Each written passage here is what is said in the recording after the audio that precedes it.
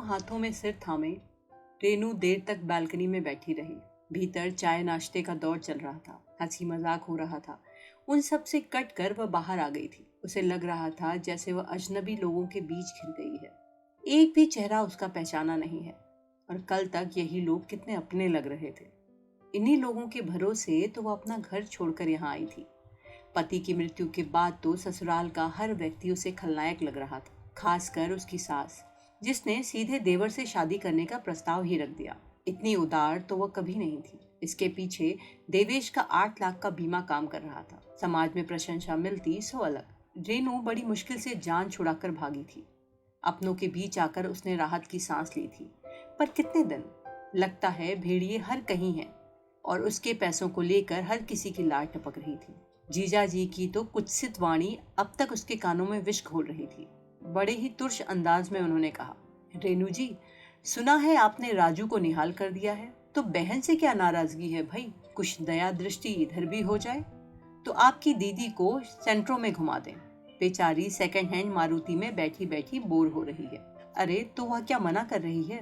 अपनी दीदी के लिए तो उसकी जान हाजिर है, अम्मा बोली। उन्हें तो आजकल यूं लग रहा है जैसे उनके घर में सोने का अंडा देने वाली मुर्गी आ गई है। बस बैठे बैठे लुटाई दे रही है। यह नहीं सोचती कि इन्हीं 7-8 लाख रुपयों के सहारे उसे अपनी जिंदगी काटनी है। बेटी को पढ़ाना है, उसकी शादी करनी है। उन्हें अपने बेटे राजू की फिक्र थी, रश्मि की चिंता है, पर रेनू की जरा भी परवाह नहीं है। उनकी ममता का नकाब कितनी जल्दी उतर गया, और अब उनके और सास के चेहरे में कोई अंतर नहीं रह गया था।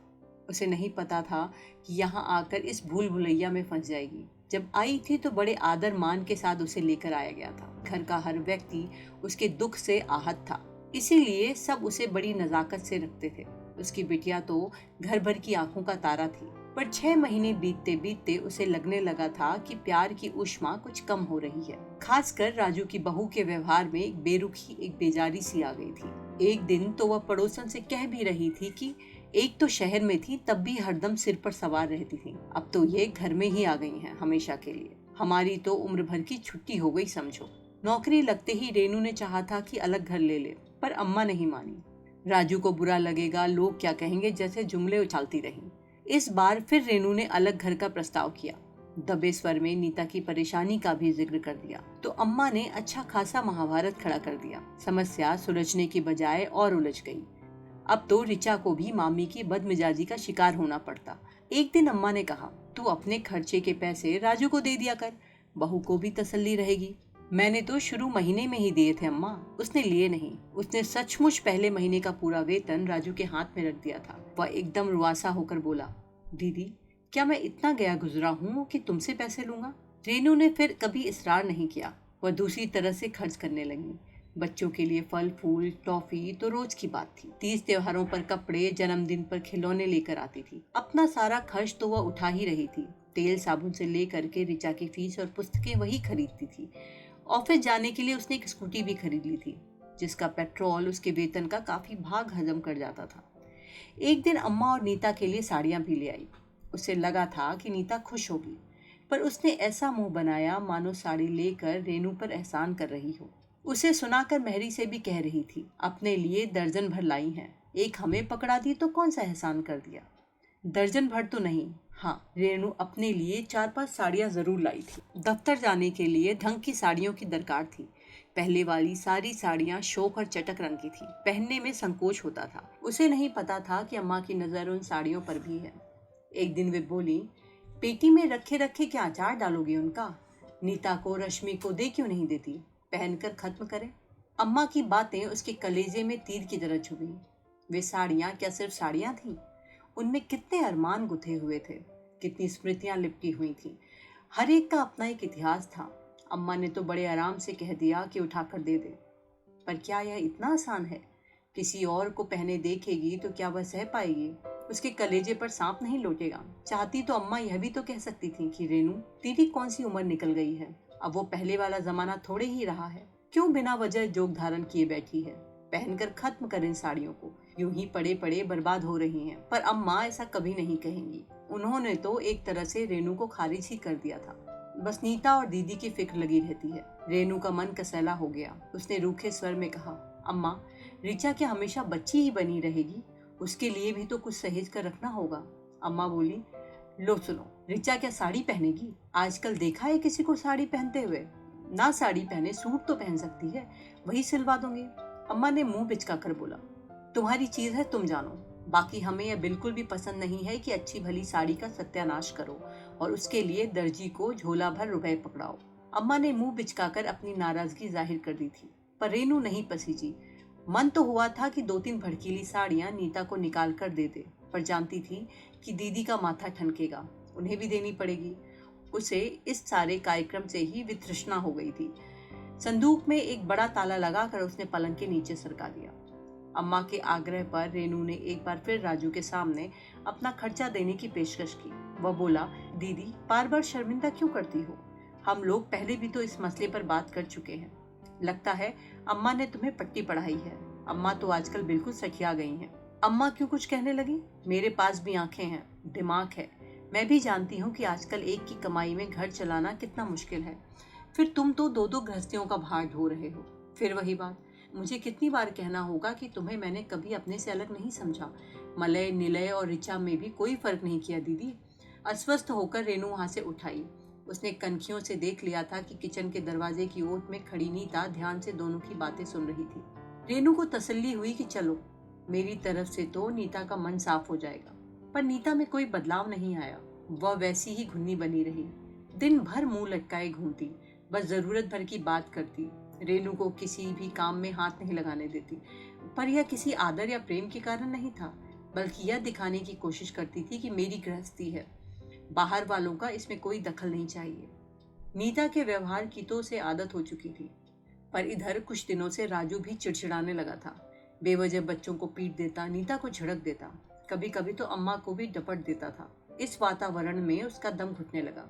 एक दिन उसने अम्मा से कहा, तुम्हारे हाथ जोड़ती हूँ अम्मा, मुझे कहीं अलग घर लेने दो। मन मुटाव होने से पहले ही अलग हो जाना अच्छा है।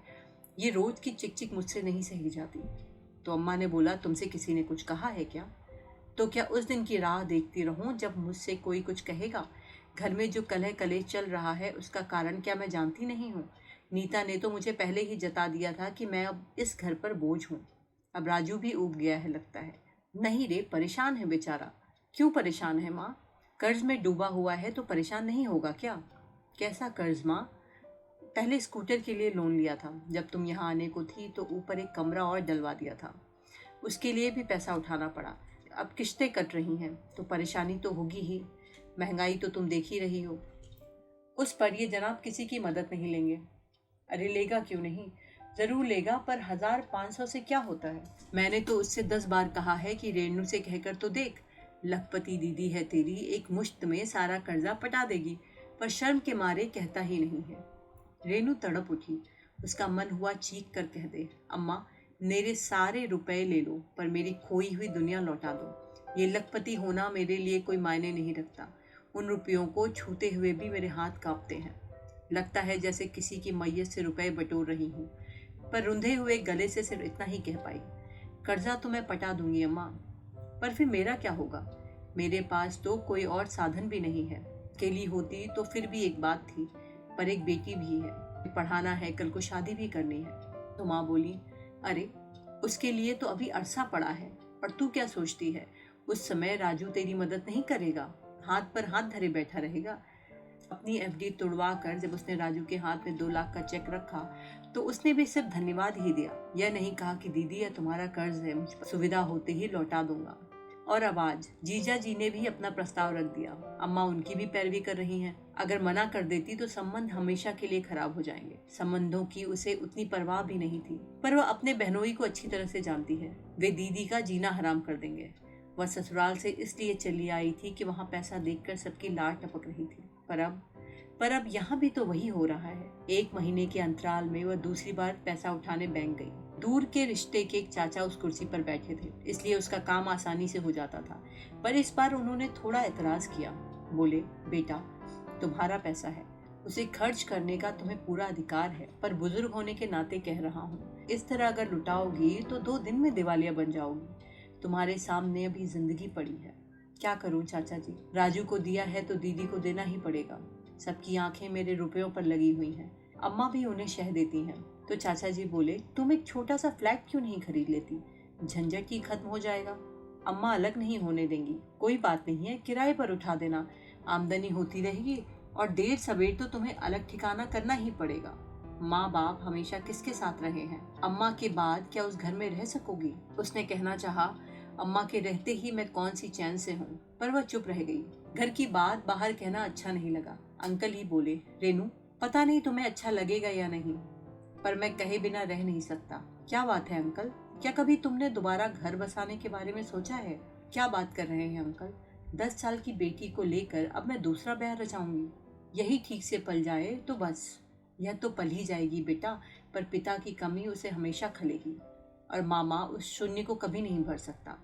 2-3 साल पहले बहुत अच्छे प्रपोजल्स लेकर तुम्हारे घर गया था, पर भाभी ने इतनी बुरी तरह झिड़क दिया कि फिर कभी हिम्मत ही नहीं पड़ी। ये कब की बात है अंकल? मुझे तो पता ही नहीं था। वे तुम्हें पता लगने भी नहीं देंगे। सोने का अंडा देने वाली मुर्गी हो तुम। तुम्हें खोने की बात वे सोच भी नहीं सकते। गलती मेरी ही थी। डायरेक्ट तुमसे ही बात करता तो ठीक था। कोई बात नहीं, अब भी तुम मेरे दोनों प्रस्तावों पर गौर कर सकती हो। दोनों? हाँ दोनों, शादी और घर। उस दिन शाम को घर लौटी तो देखा घर पर काफी रौनक लगी हुई थी। सारे लोग बाहर खड़े हैं। दीदी जीजा जी भी आए हुए हैं। दरवाजे के सामने एक ठेला खड़ा है और उसमें से वॉशिंग मशीन उतर रही है। अड़ोसी पड़ोसी भी मुआयना करने पहुंचे हुए हैं। इस महीने यह तीसरी बड़ी खरीद थी। सबसे पहले एक 30 इंच कलर टीवी आया था, जिसके साथ एक सीडी प्लेयर भी था। पुराना टीवी अम्मा के कमरे में चला गया था ताकि वे शांति से भजन और संतों के प्रवचन सुन सकें। फिर मलय निलय के लिए साइकिलें आई थी। राजू ने बड़े दार्शनिक अंदाज में सफाई दी थी। बहुत दिनों से ड्यू था दीदी। मैंने सोचा बच्चे बड़े हो जाएंगे तो यह हसरत मन की मन में ही रह जाएगी। पर बंदे ने एक बार भी यह नहीं कहा कि दीदी तुम्हारी बदौलत ही मैं बच्चों की इच्छा पूरी कर सका हूँ। पड़ोसियों से घिरी हुई नीता वॉशिंग मशीन पर लेक्चर झाड़ रही थी। सच्ची, मैं तो मेहरी के नखरे झेल झेल कर परेशान हो गई थी। कुछ तो राहत मिलेगी। मैं तो इनसे कह रही हूँ कि मुझे एक वैक्यूम क्लीनर और डिश वॉशर भी लाकर दे दो। सिरे से ही उसकी छुट्टी ही कर दूंगी। नीता के चेहरे से भी खुशी झलक रही थी, पर उसने एक बार भी अपनी सखियों को यह नहीं बताया कि यह राहत या खुशी दीदी के कारण ही संभव हो सकी है। कहीं से भी ऐसा नहीं लग रहा था कि राजू बेचारा कर्ज का मारा है, बल्कि ऐसा लग रहा था कि उसकी कोई लॉटरी लग गई है। कल को दीदी जीजा जी भी शान से सेंट्रो में घूमेंगे, पर शायद वे भी भूल जाएंगे कि गाड़ी में रेनू का पैसा लगा है। वॉशिंग मशीन की खुशी में घर पे समोसे आए थे, मिठाई आई थी। चाय के साथ सब लोग उसका आनंद उठा रहे थे। एक अकेली वही गुमसुम बैठी थी। सबसे ज्यादा नीता चहक रही थी। अरसे बाद उसे इतना प्रसन्न देखा था। दीदी, मेरा बहुत मन है कि माइक्रोवेव लेने का। ये कह रहे हैं ओटीजी लेंगे, आप बताइए क्या लेना चाहिए? नीता दोनों नंदों से मुखातिब हुई। दोनों की अपनी यूटिलिटी है, रेनू ने मुझे मन से कहा। रेनू, एक ओटीजी तुम्हारे पास भी तो था ना? दीदी ने पूछा। हम लोग जिस दिवाली पर आए थे उसी दिवाली को तो खरीदा था। उसके तुरंत बाद ही तो शायद। दीदी ने वाक्य जानबूझकर अधूरा छोड़ दिया। अरे ये तो पागल है, अपना सारा सामान वहीं छोड़कर चली आई है, अम्मा ने कहा। तो क्या सारा घर उठाकर लेकर आती? रेनू एकदम फट पड़ी। अपने कपड़े लाई हूँ, जेवर लाई हूँ, क्या बर्तन भांडे भी ढोकर लाती? उस गृहस्थी पर उनका भी तो कोई हक है। उनके बेटे का पैसा लगा है उसमें। उस गृहस्थी में आधा सामान तो हमारा ही दिया हुआ है, राजू बोला। तो तुमने वह इस आशा से तो नहीं दिया था कि दीदी एक दिन अपनी सूनी मांग लेकर लौट आएगी तो सारा सामान भी वापस मिल जाएगा? कहते कहते उसका गला भर आया, आवाज गले में फंसकर रह गई। अरे अब बस भी कीजिए, नीता ने इतरा कर कहा। आप लोग कहाँ का पचड़ा लेकर बैठ गए हैं? अगर कुछ सामान छूट भी गया है तो क्या हुआ, अन्नू जी का दहेज बन जाएगा।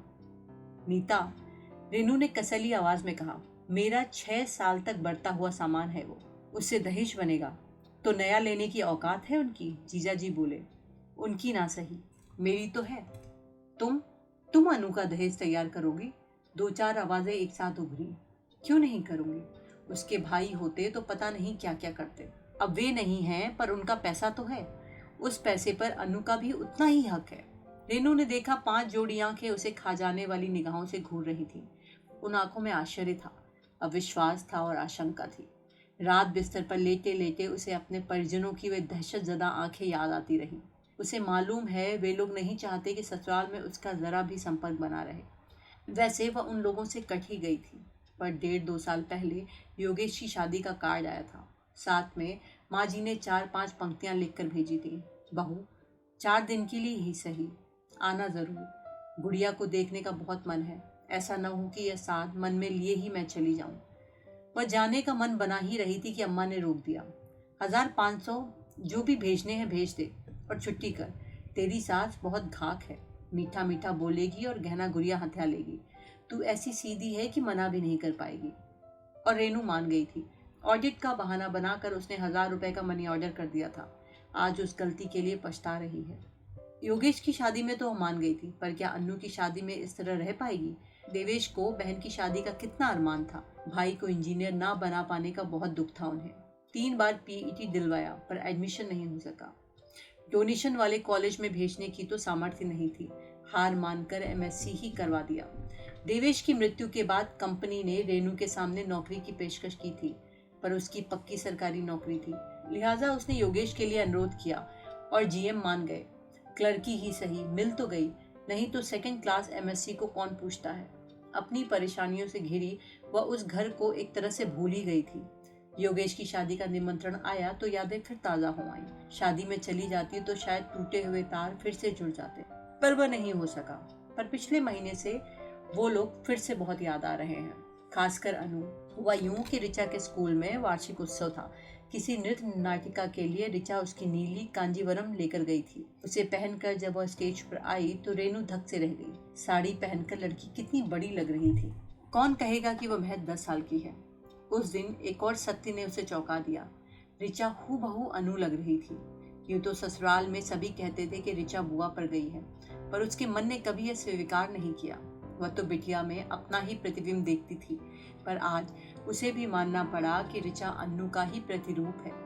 रंग कुछ 19-20 हो तो हो, बाकी कद काठी भी वही है।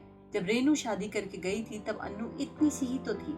10-12 साल की वह चंचल और शौक लड़की हमेशा अपनी भाभी के आसपास ही डोलती रहती। कंघी चोटी से लेकर होमवर्क तक सब कुछ भाभी से ही करवाती। जब तक रेनू उस घर में थी, अन्नू के पहनने ओढ़ने के शौक उसी ने पूरे किए। वह चंचल और शौक लड़की ऋचा के जन्म के बाद एकदम दादी अम्मा बन गई। दिन भर उसे छाती से लगाए रहती। यूं तो ऋचा घर भर की लाडली थी। अन्नू के बाद यह पहला बच्चा था घर में, इसलिए वह घर भर का खिलौना थी। पर दादी और बुआ के तो प्राण उसमें बसते थे।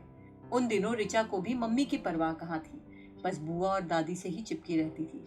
यहाँ आने के बाद भी उन दोनों को याद करके कितना रोती थी। बड़ी मुश्किल से डांट डपट कर उसे चुप कराना पड़ता था। अब तो नाम भी नहीं लेती। क्या सचमुच भूल गई है या मम्मी के डर से चुप रहती है? कार्यक्रम वाले दिन फोटोग्राफर से कहकर उसने ऋचा की एक अलग से फोटो खिंचवा ली थी। वह जब बनकर आई तो पता नहीं क्या सोचकर उसने अनु को वह तस्वीर भेज दी। उसके पीछे लिखा, अनु, गुड़िया की तस्वीर भेज रही हूँ।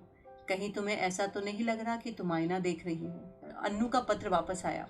यह तो अच्छा हुआ कि उसने दफ्तर का पता दे दिया था। घर के पते पर आता तो शायद मिलता ही नहीं। मिलता भी तो अम्मा की टिप्पणियों के साथ। अनु ने लिखा था, भाभी, तुम्हें कैसे और कितने धन्यवाद दूं, समझ में नहीं आता। फोटो में ही सही, तुमने हमें गुड़िया से तो मिलवा दिया। हमारी खुशी का तुम अंदाज़ा नहीं लगा सकती। माँ तो उसे छाती से लगाए ही घूम रही हैं, झूमती हैं और रोती हैं, पूरे मोहल्ले में दिखा चुकी हैं। तुमने ठीक लिखा है, किसी ज़माने में ऋचा और मैं हमशक्ल थी, पर अब वह बात कहाँ रही। अब तो सब कुछ बदल गया है। परिस्थितियों ने तो मेरा रंग रूप सब सोख लिया है। बड़े भैया क्या चले गए, हम लोगों की तो दुनिया ही बदल गई। तुम गुड़िया को लेकर चली गई, छोटे भैया भाभी को लेकर अलग हो गए। भाभी की माँ से एक दिन भी नहीं बनी। तुम तो जानती हो भाभी, माँ ने हमें कितने कष्टों से पाला है। बड़े भैया तो हमेशा गर्व से सबको माँ की तपस्या की गाथा सुनाया करते थे। छोटे भैया को उसी पर शर्म आती है। उन्हीं बातों को लेकर भाभी माँ को नीचा देखती थी, अपमानित करती थी। वे अलग हो गए, एक तरह से अच्छा ही हुआ। रोज की चिक चिक से छुट्टी तो मिली। बीएड कर चुकी थी मैं, इसीलिए एक प्राइवेट स्कूल में आसानी से नौकरी मिल गई। जितना भी देते हैं उसमें माँ बेटी का गुजारा हो जाता है। इस उम्र में माँ को अकेले छोड़ने की बात तो मैं सोच भी नहीं सकती। उसकी संभावना भी नहीं है, क्योंकि मेरी शादी के लिए छोटे भैया के पास ना पैसे हैं ना फुर्सत। मैं तो यही सोचकर कांप जाती हूँ कि जब माँ नहीं रहेंगी तब मेरा क्या होगा। अंत में लिखा था, ऋचा की और मेरी सिर्फ शक्ल ही एक जैसी नहीं है भाभी, शायद किस्मत भी एक सी है। देखिए ना, उसने भी कितनी छोटी उम्र में अपने पिता को खो दिया।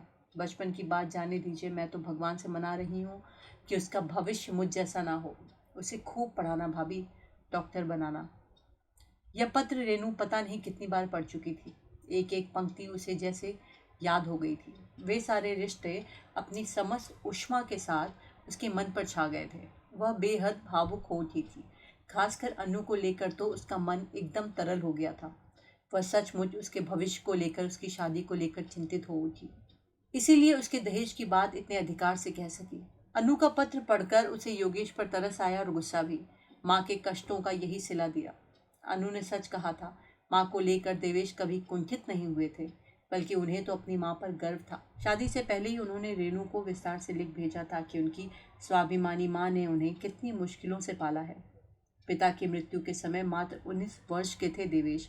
इंजीनियरिंग का पहला साल था।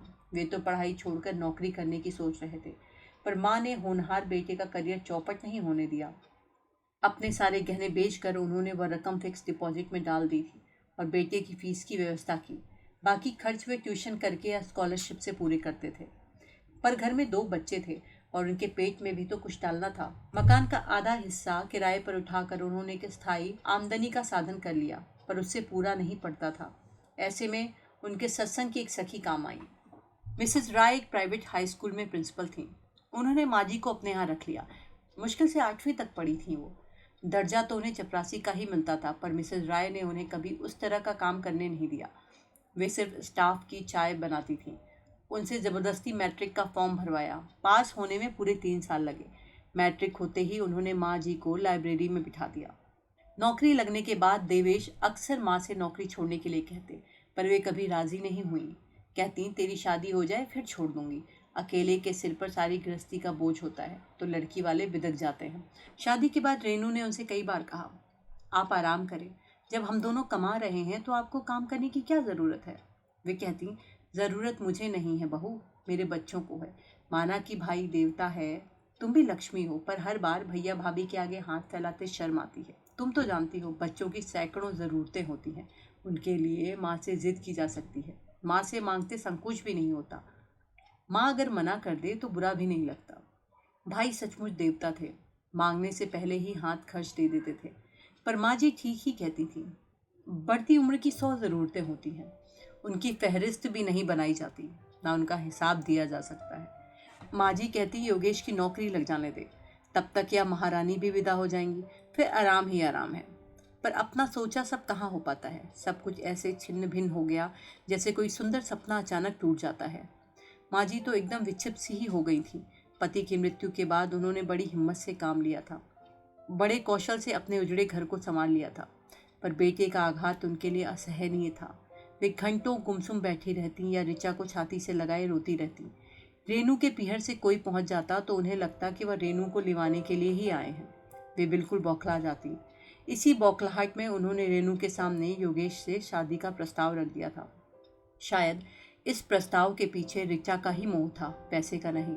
उस समय राजू, अम्मा, दीदी, जीजाजी सब उसे यही समझा रहे थे कि बीमे की रकम को दांतों से पकड़े रहना, बिना सोचे समझे किसी कागज पर दस्तखत मत करना। वह भी यह समझ बैठी थी कि यहाँ हर कोई उसके पैसों पर घात लगाए है। ऐसे माहौल में वह शादी का प्रस्ताव आया। माँ जी बेचारी क्या जानती थी कि वे फूस पर अंगार रख रही थी। रेनू तो एकदम भड़क गई। दूसरे ही दिन दफ्तर जाकर उसने एक अर्जी छुट्टी की दी, दूसरी ट्रांसफ़र की। इस घर में उसका रहना अब असंभव था। माँ से ज़्यादा अब उसे बेटे का डर था।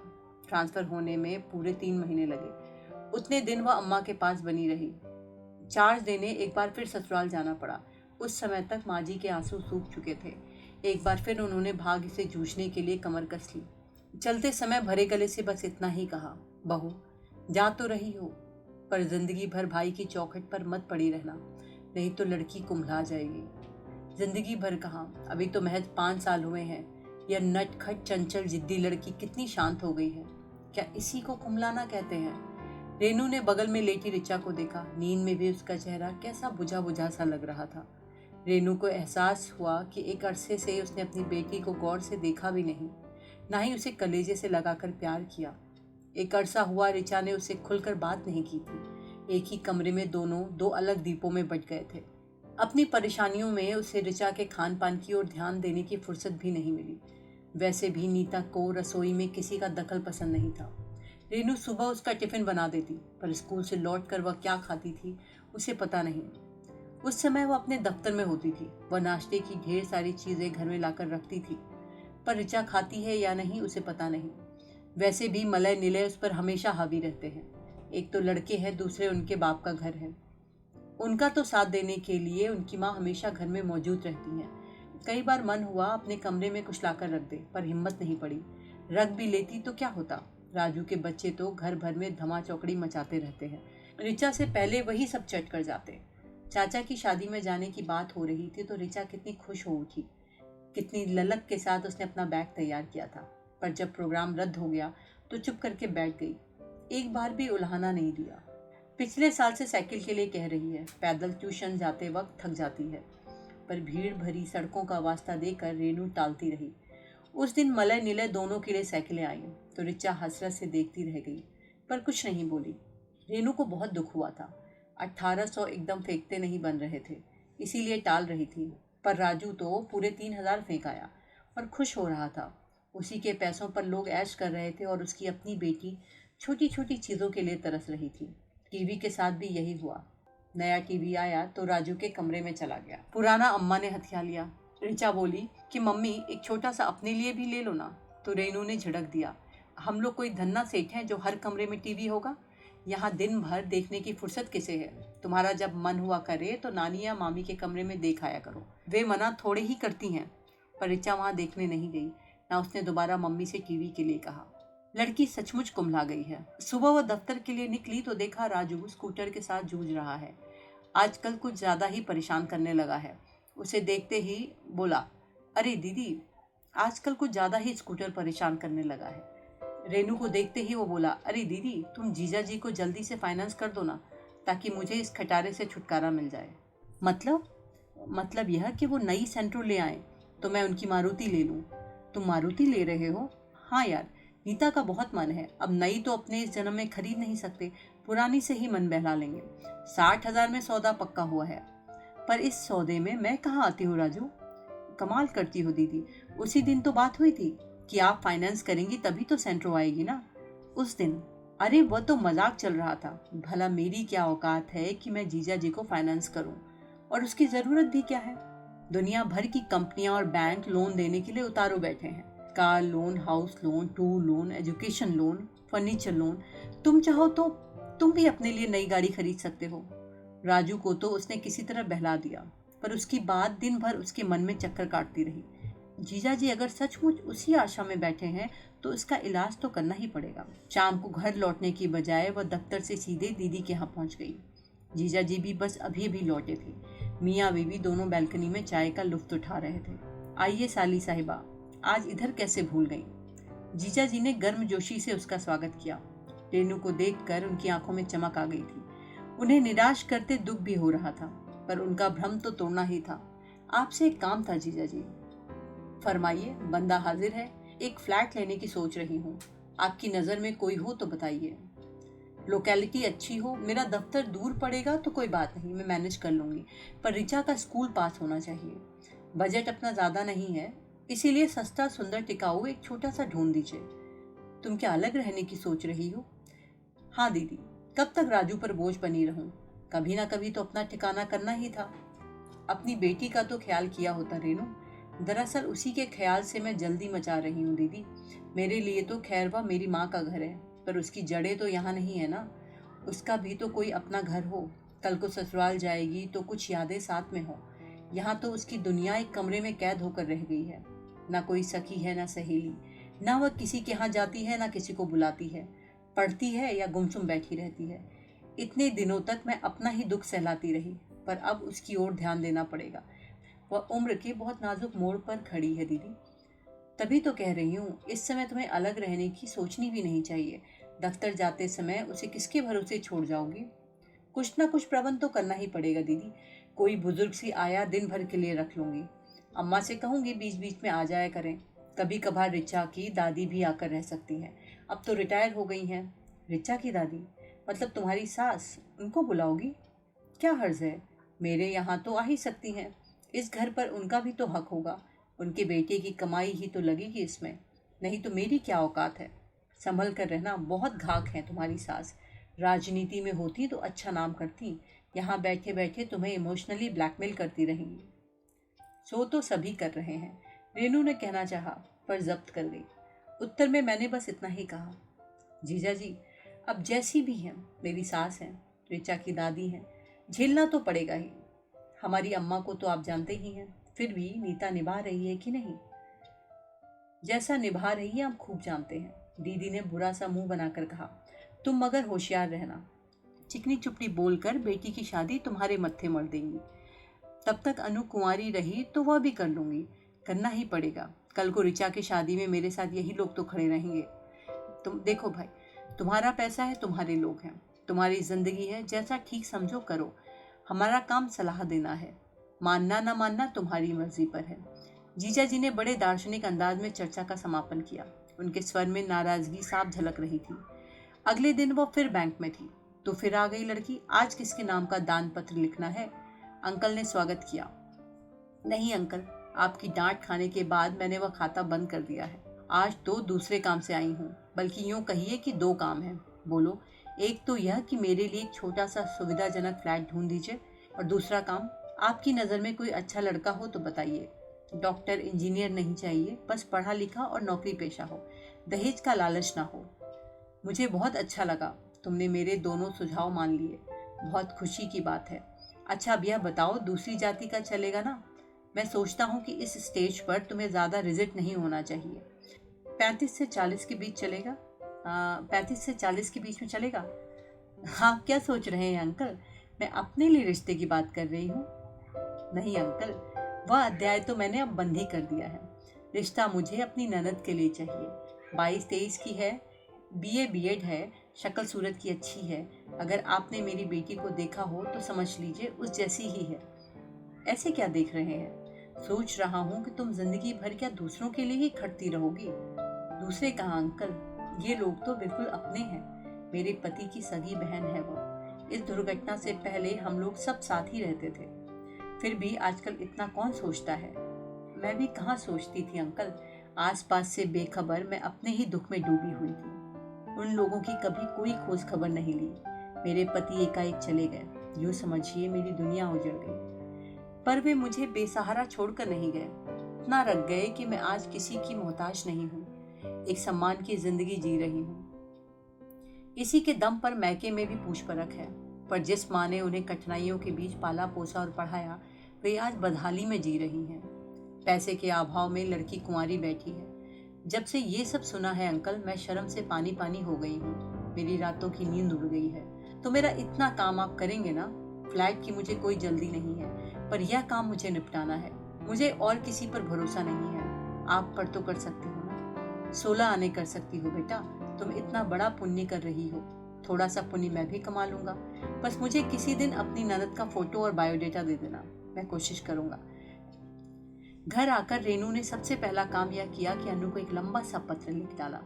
अंत में लिखा, पहली फुर्सत में अपनी एक अच्छी सी फोटो भेज दो, बहुत मन हो रहा है।